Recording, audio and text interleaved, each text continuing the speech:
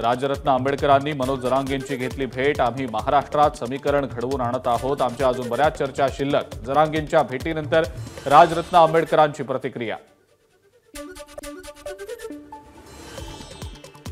आरोग्यमंत्री तानाजी सावंत आणि स्वाभिमानीचे अध्यक्ष राजू शेट्टींची सोलापुरात भेट। सोलापूरच्या शासकीय विश्रामगृहात दोन्ही नेत्यांची तब्बल 1 तास चर्चा। भेटीनंतर राजकीय वर्तुळात चर्चांना उधाण। आपल्या भावाच्या निधनानंतर राजू शेट्टींनी सांत्वनपर भेट घेतली। मंत्री तानाजी सावंतांची प्रतिक्रिया।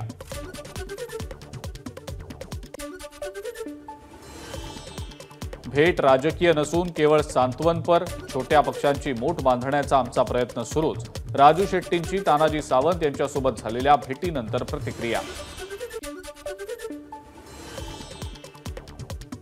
माजी सैनिक प्रकाश वाघमारेंनी मंत्री धनंजय मुंडेंना दाखवले काळे झेंडे। वाघमारेंच्या शेतजमिनीच्या वादाप्रकरणी पोलीस तक्रार देऊनही गुन्हा दाखल होत नसल्यानं नोंदवला निषेध।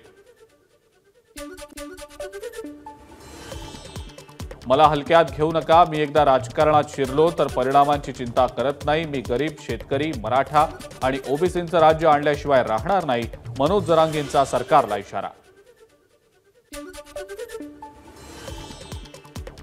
विधानसभा निवडणुकीसाठी महायुतीत आमची 15 जागांची मागणी।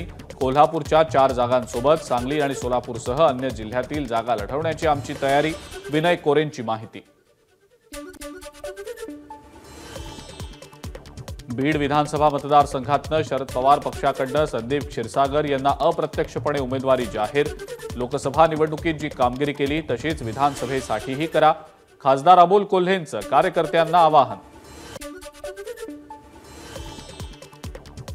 भाजपचे नेते चंद्रकांत पाटलांसह अमरावतीमधील सर्वपक्षीय आजी माजी खासदार आणि आमदारांना बच्चू कडूंकडनं स्नेहभोजनाचं निमंत्रण। स्नेहभोजनाच्या निमित्तानं राजकीय चर्चा। 1 सप्टेंबरनंतर अंतिम राजकीय निर्णय घेणार। मंत्री चंद्रकांत पाटलांच्या भेटीनंतर आमदार बच्चू कडूंची प्रतिक्रिया।